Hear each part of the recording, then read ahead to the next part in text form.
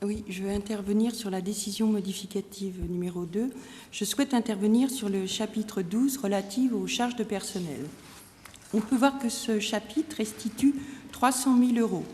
Derrière cette restitution, un travail de réorganisation des services s'est effectué, aussi bien au niveau des agents d'exécution, des cadres intermédiaires, des chefs de service, que de la direction générale. Je tiens aujourd'hui à les en remercier vivement.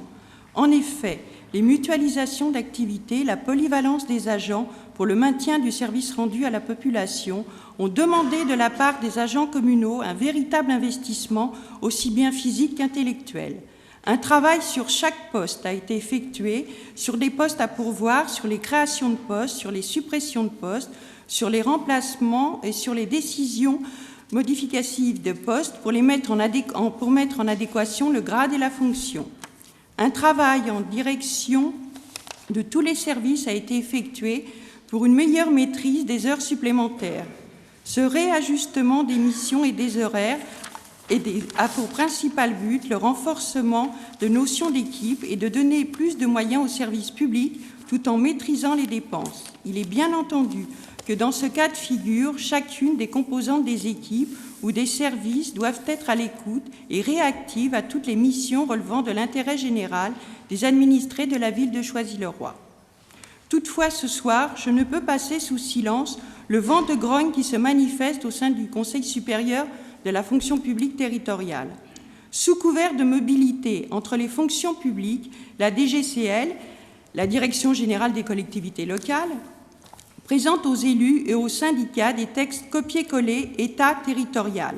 Non content d'assainir financièrement les services publics territoriaux, ce matin, M. Jalon, directeur de la fonction publique territoriale, sur un exposé concernant la TP, a admis, je cite, 2010, la compensation ne va pas poser problème. 2011, c'est une autre histoire. Donc je disais que non content d'assainir financièrement les collectivités locales, l'État s'en prend maintenant au statut des fonctionnaires en niant la libre administration des collectivités locales.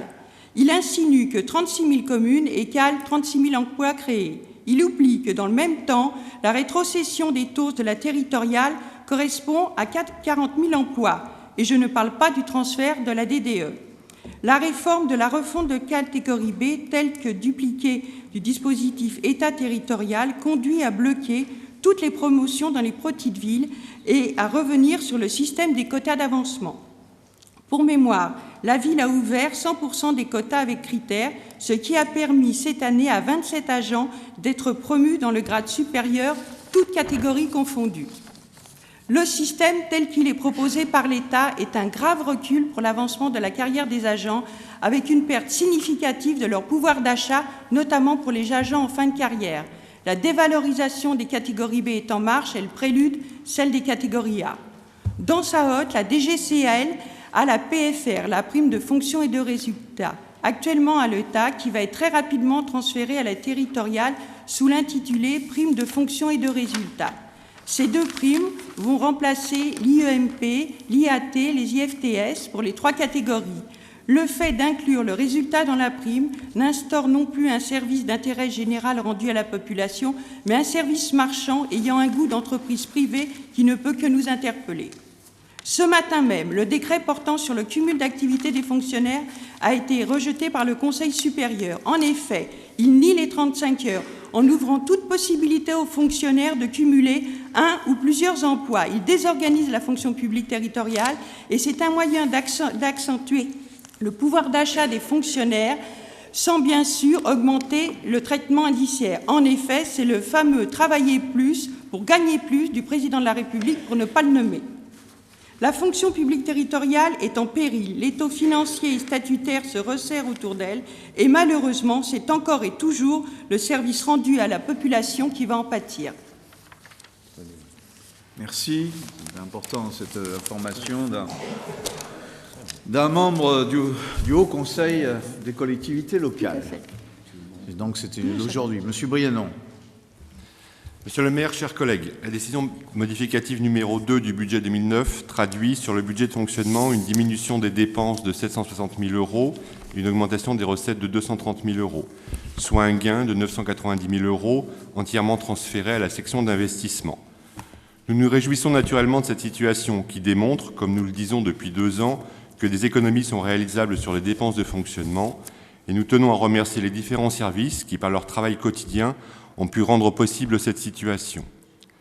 Sur la partie investissement, les dépenses ont recul d'un peu plus de 7 millions d'euros, dont près de 5 millions d'euros sont liés à des écritures comptables, l'acquisition-revente du terrain Gravelot et le transfert de l'emprunt parking.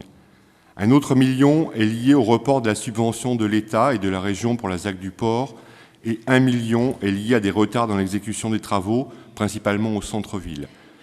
L'exécution du budget d'investissement, dont nous avions salué l'ambition, est donc opérationnellement d'un plutôt bon niveau.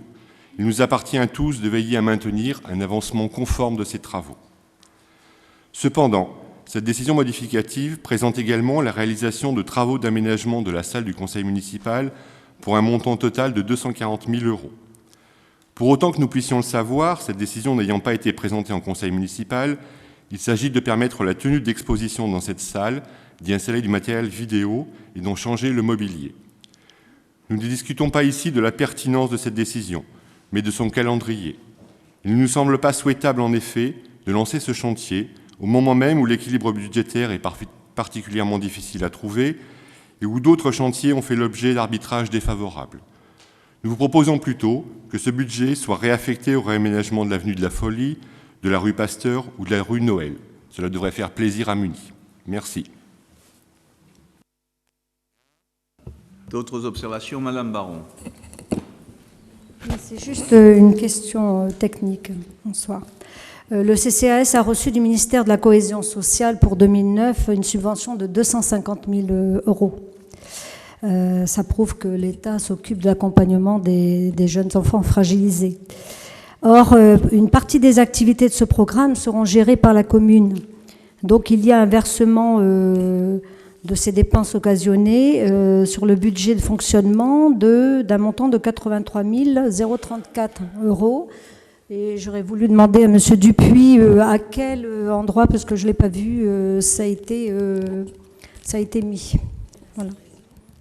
Il doit y avoir un total qui comprend ces 83 000 €. Merci. Frédéric Tissler.